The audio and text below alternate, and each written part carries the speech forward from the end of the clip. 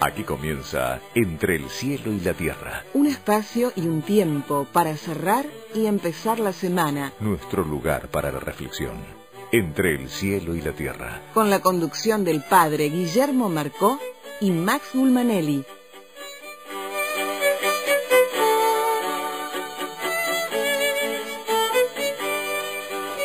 Hola, buenas noches, bienvenidos, qué gusto volver a encontrarnos como todos los domingos acá en Radio Rivadavia, Entre el cielo y la tierra. Padre Guillermo Marcó, ¿cómo estás? Buenas noches, ¿cómo estamos? Bien, la verdad que bien, con muchas ganas de empezar la semana.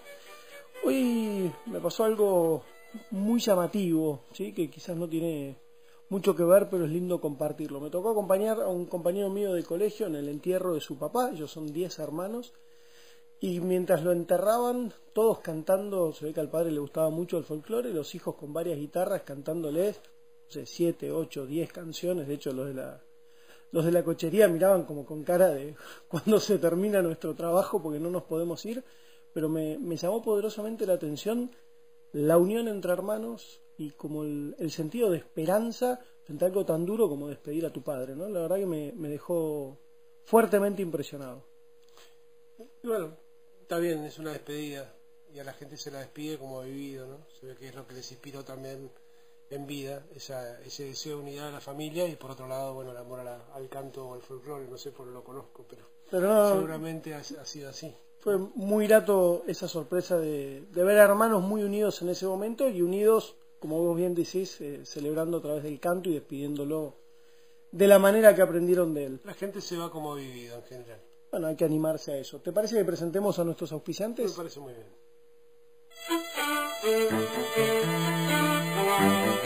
Acompañan Entre el cielo y la tierra. Fundación Fragua. Medicus, la más alta calidad médica al servicio de nuestros asociados. Medicus es dar protección. Bolt Gaming, Sociedad Anónima. Techint, para promover un modelo de desarrollo industrial sustentable. La organización Techint creó ProPymes. ProPymes es el programa de apoyo a la competitividad de las pymes clientes y proveedoras de Techint. ProPymes, el compromiso de Techint con su cadena de valor. Tu heladera Filco habla de vos. Heladera Filco con toda la tecnología de termotanques RIM. Bríndele respaldo a sus trabajadores. A la hora de elegir la mejor protección para ellos y su patrimonio, piense en ART Interacción. Permanencia y solvencia. Comuníquese al 5354-6800, 0800-266-0055, Capital Federal y Gran Buenos Aires, y 0800-266-0057, Interior. YPF y Praga Comunicaciones.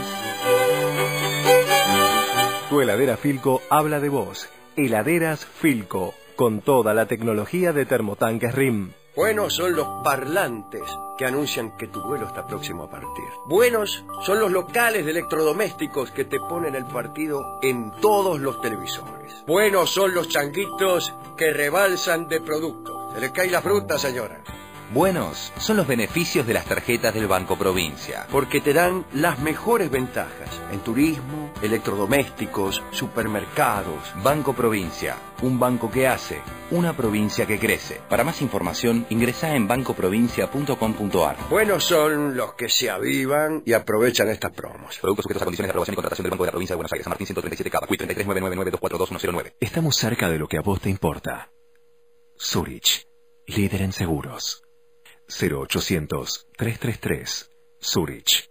¿Sabías qué pasó el 24 de noviembre de 1986? Ese día abrió sus puertas el primer McDonald's en Argentina. Hoy tenemos más de 190 locales presentes en todo el país, que reciben diariamente a más de 580.000 personas, y a cada una de ellas le ofrecemos desde el primer día los mejores productos y el mejor servicio. McDonald's, 25 años simplemente extraordinarios.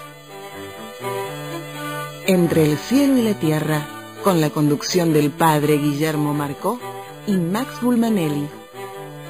Seguimos entre el cielo y la tierra, y el evangelio de hoy, padre, nos invita a una reflexión bastante compleja. Jesús que presenta esa parábola en la cual un señor va contratando trabajadores a lo largo del día y por supuesto quienes empiezan a trabajar en la última hora trabajan muchísimo menos que los que empezaron al alba. Y a la hora de cobrar, el empleador les paga a todos lo mismo, lo cual genera bronca y un debate que vos nos vas a explicar qué es lo que nos quiere anunciar Jesús con esta parábola.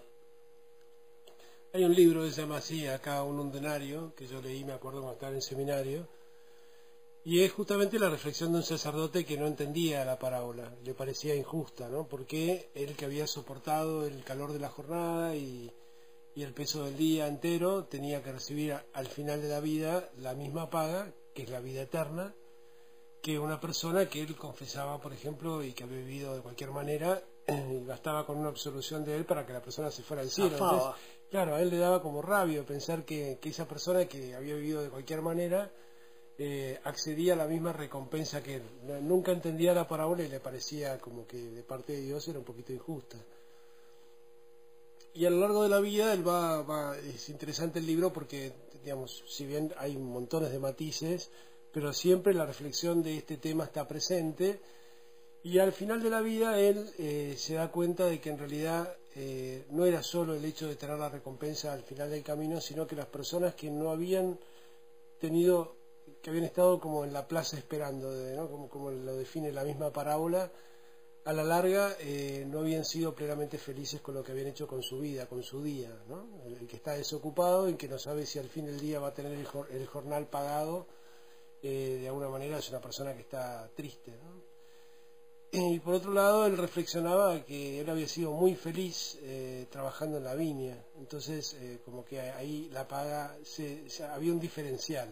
Ya estaba pago de antes. El que trabajó en la viña, digamos, ya era suficiente paga el haber trabajado en la viña y el saber que al final del día uno iba a tener la recompensa. Es un poco siempre que se lee esa parábola me viene esa reflexión en la cabeza, ¿no?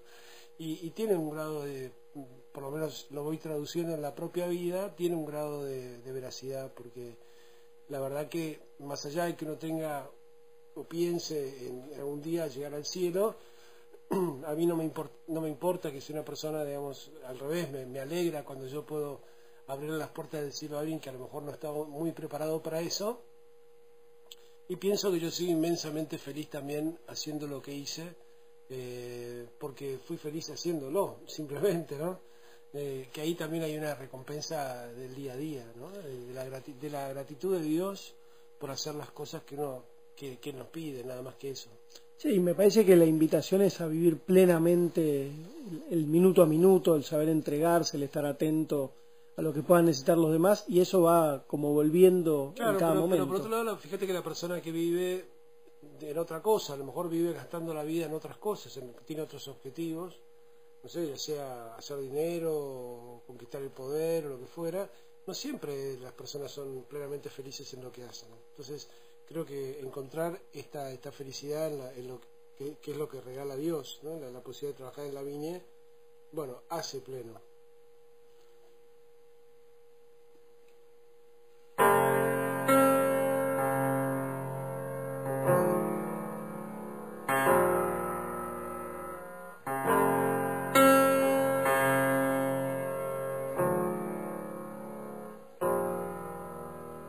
No, permanecer y transcurrir no es perdurar, no es existir, ni honrar la vida.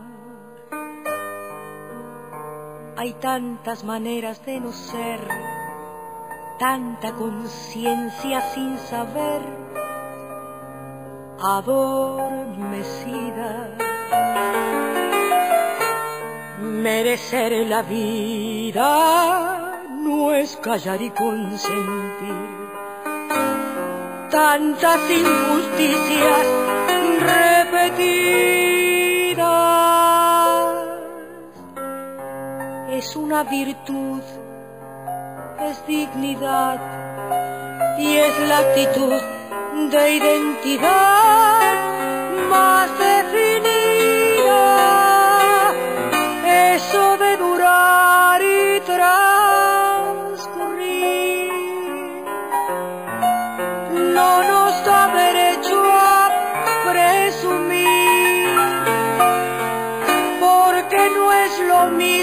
que vivir, honrar la vida.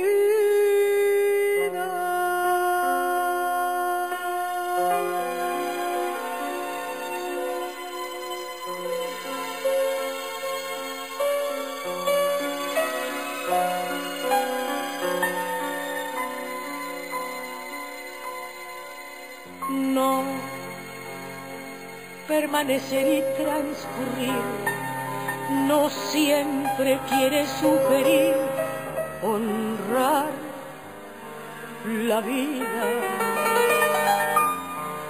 Hay tanta pequeña vanidad en nuestra tonta humanidad enceguecida.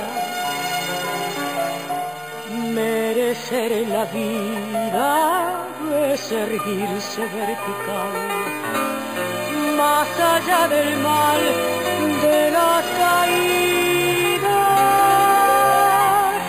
Es igual que darle a la verdad y a nuestra propia libertad la bienvenida. Eso de durar y no nos da derecho a presumir, porque no es lo mismo que vivir, honrar la vida.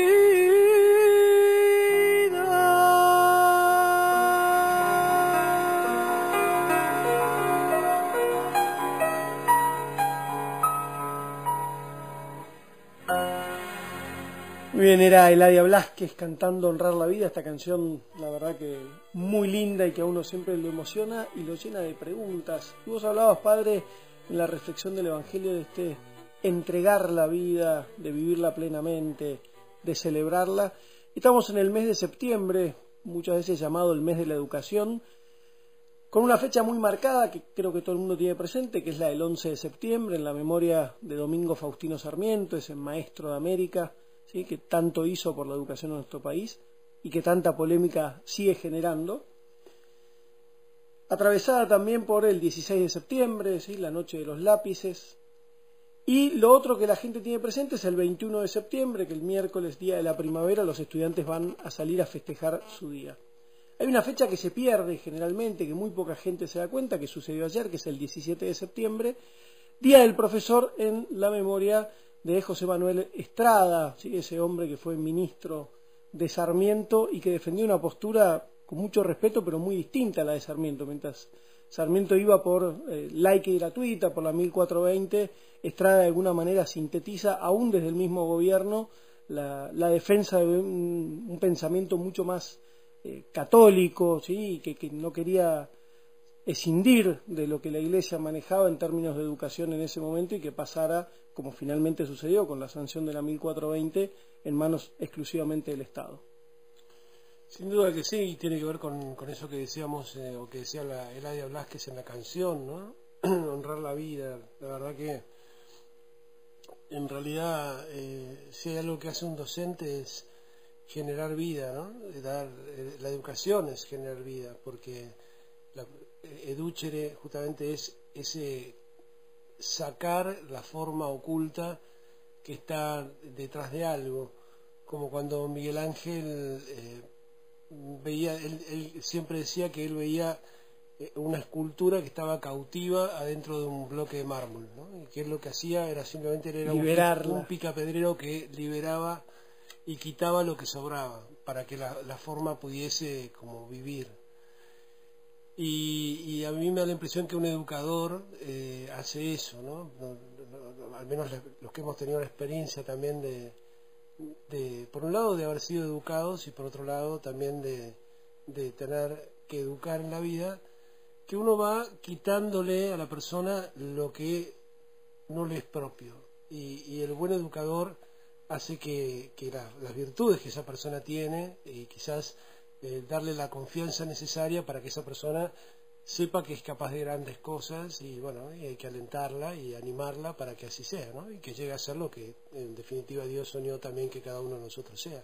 Es importante en esto de la educación lo testimonial también, ¿no? Porque, como siempre se dice, las palabras, ¿sí?, enseñan, conmueven, sin embargo los ejemplos arrastran, ¿no? Y cuando está tan discutida la figura docente, porque hablamos mucho de la educación, ¿sí?, en todas las campañas políticas, lo educativo está como muy presente en el discurso social.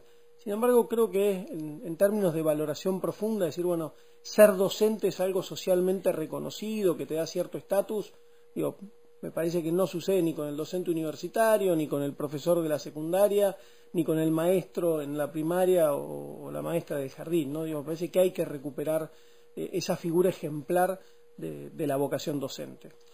Sin duda que sí, bueno, también serán los propios docentes los que tendrán que hacerlo, ¿no? Y en esto habrá docentes y docentes, por supuesto. Pero creo que, bueno, con el paso del tiempo, la figura del docente también, yo creo que culturalmente, como todas las figuras institucionales, se han ido como degradando.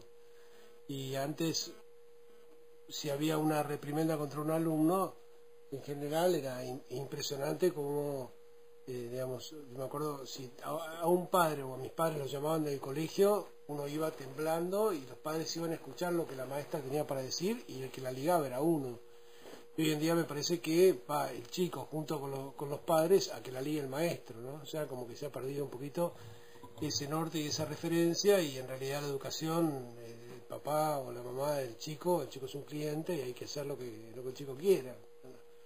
A veces se trastocan tanto los valores que termina siendo una cosa por la otra, ¿no? Si te parece, padre, a presentar a José María del Corral, profesor, ¿sí?, un docente ya de muchos años de docencia y de vida, ¿sí?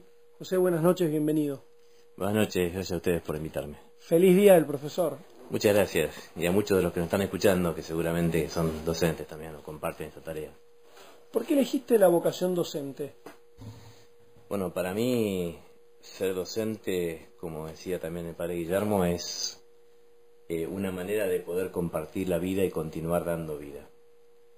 Yo creo que no está fuera de moda decir que los docentes en parte proyectan y acompañan y coeducan, sobre todo hoy más que nunca, la propia tarea que tienen los padres.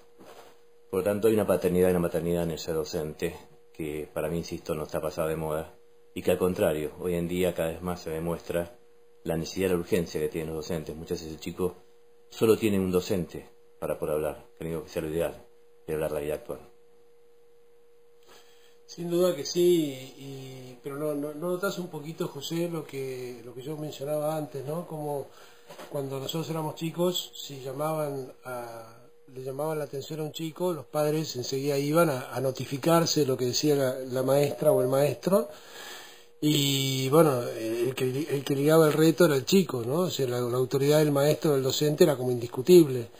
Y hoy en día me parece que no pasa eso, que en general van a discutirle al docente su propia autoridad, ¿no? Con lo cual, frente al chico queda como una dicotomía entre la enseñanza que tienen que darle los padres, que son también los que deberían inculcarle ese respeto por el docente, y el docente que pierde autoridad ante el chico porque son los padres que también son autoridad, que le están discutiendo sus criterios de valor, ¿no? Muchas veces el padre tiene celos de la autoridad que tiene el docente. Yo diría al revés. Pasa lo que vos decís, pero justamente el que perdió la autoridad somos los padres. Y entonces no puede creer que todavía haya gente con autoridad, y uno de ellos son los docentes.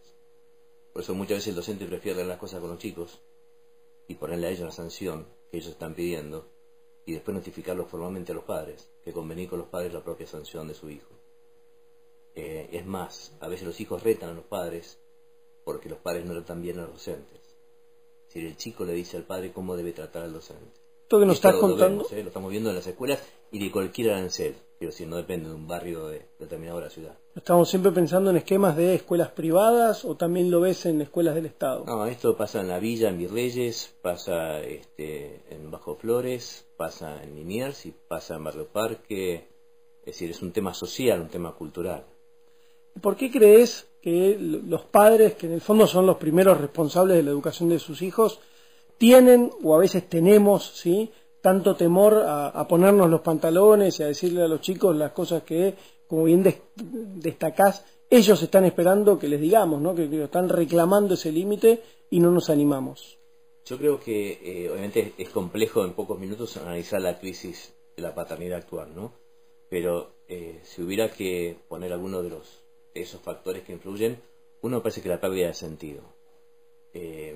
Hoy muchas veces los padres no sabemos qué hacer frente. Es decir, hemos recibido una educación que nos damos cuenta que no sirve para poder educar. Y eso hace que estemos como perdidos.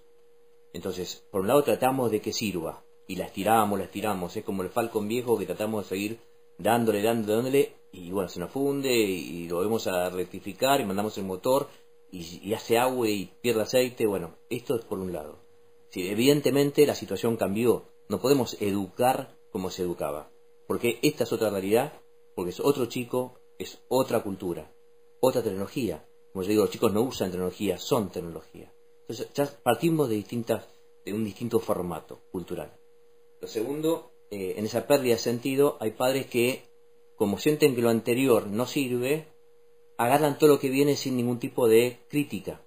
Y entonces quieren ser como líderes de moda y se ponen al revés, como diciendo a los chicos, vengan que yo soy más canchero que ustedes, y el chico evidentemente lo rechaza y hasta le da cierto asco, por decirlo finamente. Entonces, acá se encuentra, hoy estamos en esta crisis. Hoy estamos en la crisis de lo que ya no sirve, lo que pasó, pero tampoco es, ojo, los padres que piensan que son más cancheros, son más piolas que los hijos, o hacen aquellas cosas que no pudieron hacer ellos cuando eran chicos. Se me ocurre, José, vos lo mencionaste recién, y lo hablábamos la semana pasada cuando tratábamos el tema de la educación universitaria, a propósito de una apreciación de Ducker, de un filósofo, que hablando de la universidad decía, la universidad tal cual la conocemos ahora ya no debería existir dentro de un siglo, ¿no? Y se me ocurre que la educación, como nosotros la recibimos, que no debe ser muy... Entre el cielo y la tierra, con la conducción del padre Guillermo Marcó y Max Bulmanelli. Seguimos, como prometíamos, hablando de la educación hasta la medianoche. Estamos con José María del Corral, que es especialista en educación, director de colegios, un docente que está todos los días en contacto con cientos o miles de adolescentes, porque también dirige la escuela de vecinos en la ciudad y en varios municipios de la provincia de Buenos Aires. José, vos estabas describiendo esta enorme crisis, en el fondo hasta de percepción. Pareciera como que cuando hablamos de educación ni siquiera logramos llegar a hablar de lo mismo. Pareciera que algunos papás están en un universo, otros vamos por otro lado, los docentes, como que hubiera una enorme fragmentación y no terminamos ni de entender a nuestros chicos, ni de pensar a fondo qué tipo de escuela necesitamos para el siglo XXI. A veces entendemos, yo creo que es muy valioso la incorporación de tecnología al aula, pero a veces creemos que la revolución pasa solamente por la llegada de la computadora y me parece que es mucho más profundo lo que hay que cambiar. Sí, totalmente, porque si uno supiera por lo menos qué quiere de su hijo y cómo ayudarlo a obtener esos objetivos, sería más fácil después elegir un colegio.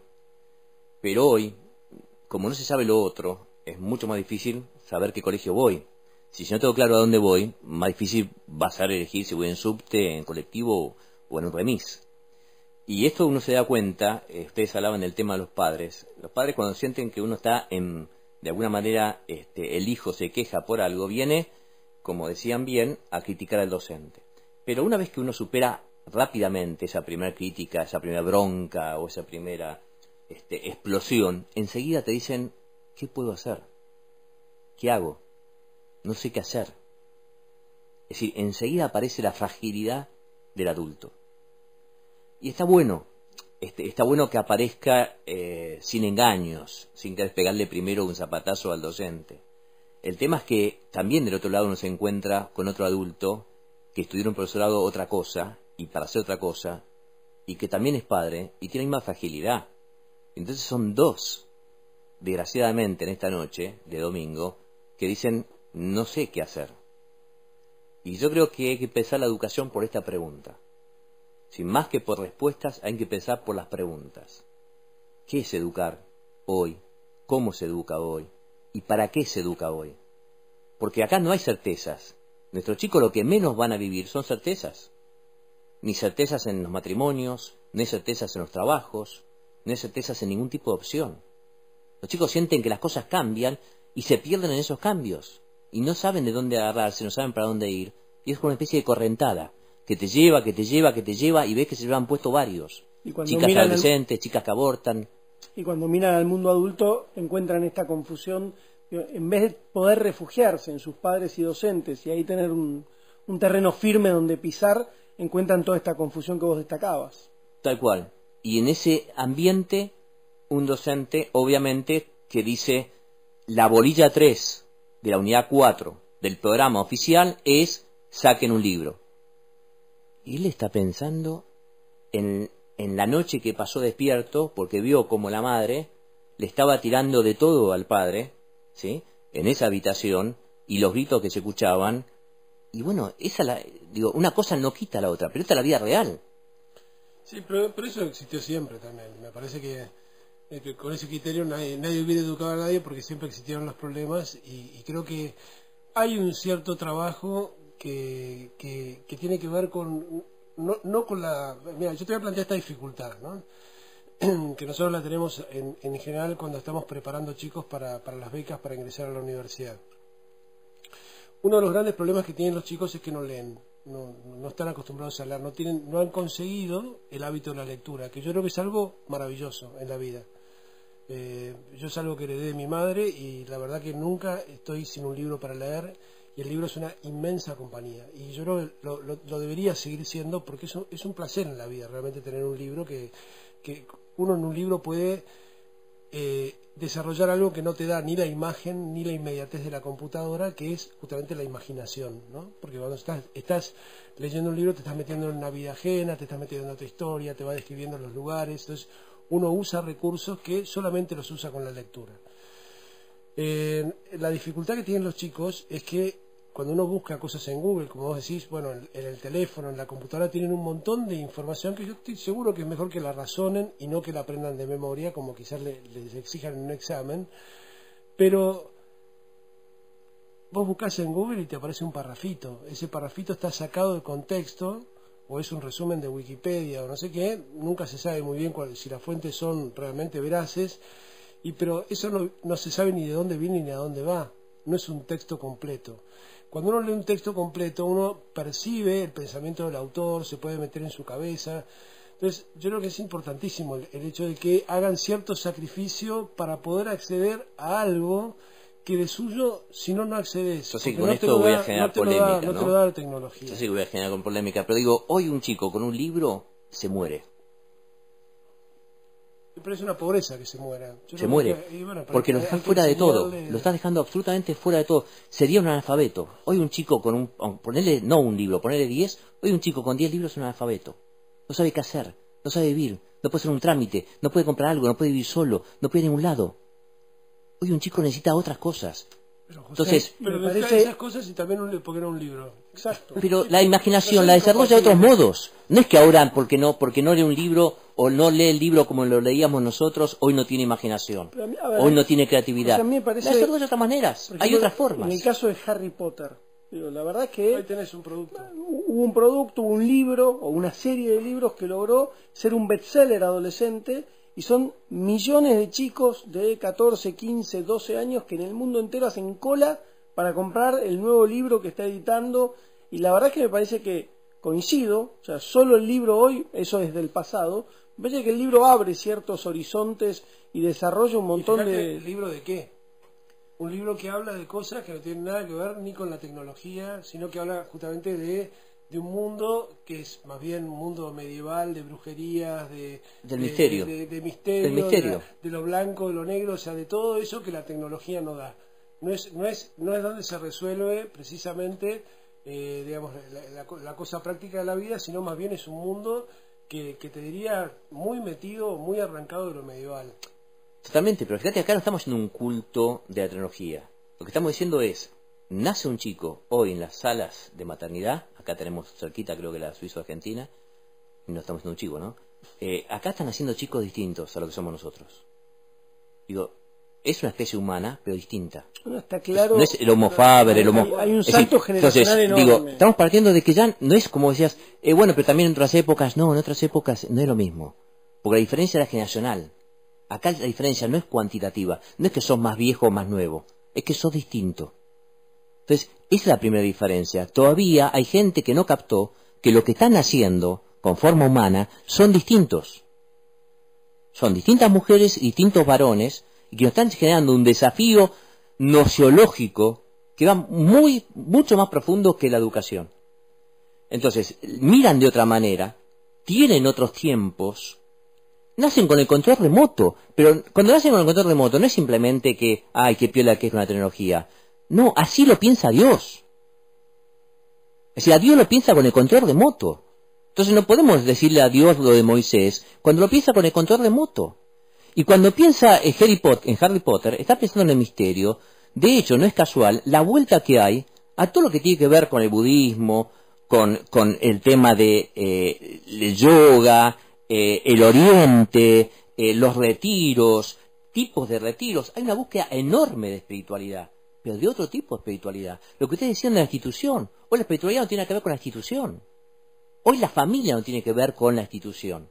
Sí, hay otras realidades, nos guste o no. No estamos diciendo esto me gusta, esto no me gusta, esto lo pruebo, esto lo condeno. Lo que estamos diciendo es, describamos la realidad. Acá hubo un señor hace un ratito que en 5 minutos dijo, pasó esto, esto y esto. Acá estamos diciendo es, pasó esto, esto y esto. ¿Qué hacemos? ¿Educamos como educábamos antes? ¿O empezamos a pensar cómo se hace hoy para educar? Padres, docentes, gobiernos. Y nos animamos, aunque le cueste plata a los sindicatos, aunque rompamos intereses, no vamos a seguir cambiando los nombres. No pasa por el estatuto del docente, pasa por un cambio de fondo. Pero, a ver, ¿cuáles serían los cambios de fondo que están pensando frente a este desafío? Primero es, te pongo un ejemplo chiquito, que obviamente Max lo decía, que es escuela de vecinos. Escuela de vecinos dice, una escuela hoy, sea la mejor o la peor, no alcanza. Si vos querés generar un espacio educativo, tenés que generarlo en el intercambio de escuelas distintas. Por eso 70 colegios de la ciudad se juntaron para una misma propuesta durante 3 meses, donde participan chicos de escuelas privadas, escuelas evangélicas, escuelas católicas, escuelas laicas, escuelas técnicas, estatales, distintas escuelas, lo que antes algunos llamaban la escuela pública. ¿Te acordás que donde iban todos? Esa escuela pública que iban todos y que algunos quieren volver para atrás. Bueno, tratamos de ir para adelante. Entonces, la escuela pública hoy es un hecho educativo que trasciende la institución escuela, lo edilicio. Lo segundo es el paradigma de donde se parte. Acá no viene un docente a decir, chicos, hay que ver esto, esto y esto. No, se generan situaciones de aprendizaje bien pensadas, donde los chicos en esas situaciones aprenden. Entonces, como vos sabés muy bien, cuando fue el trabajo infantil, fueron y se encontraron con Moyano, y lo reventaron a preguntas a Moyano, y descubrieron en Moyano si era verdaderamente un referente o no del trabajo. De hecho, acordate cuántos chicos se les fueron a Moyano y no querían volver, después de tener 3 horas y faltar ese respeto con la lluvia que había. Los chicos aprenden política haciendo política. Es una escuela técnica, pero una escuela técnica de la propia vida. El chico necesita aprender a partir de lo que es y de lo que trae a la escuela. Si te parece, José, después de un tema musical, ¿nos das algún otro ejemplo de esta escuela de vecinos? Bien.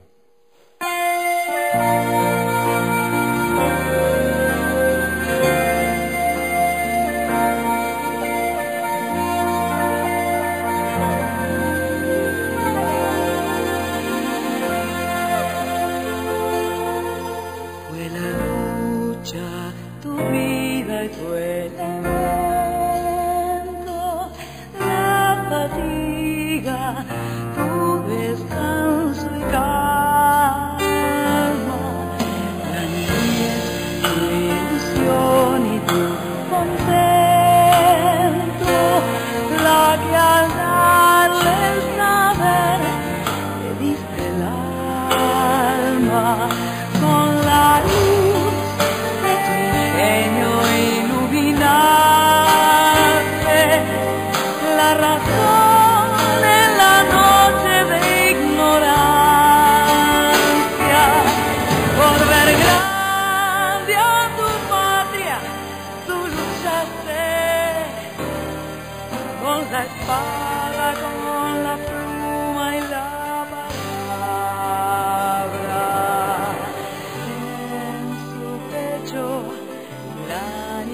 como un templo, te ha levantado y en él sigues viviendo, y al latir su corazón va repitiendo honor y gratitud al gran Sarmiento, honor y gratitud, gloria y loor, honra y paz para el grande entre los grandes, Padre del aula, Sarmiento inmortal. Gloria y loor, honra y paz para el grande entre los grandes, Padre del aula, Sarmiento inmortal. Gloria y loor, honra sin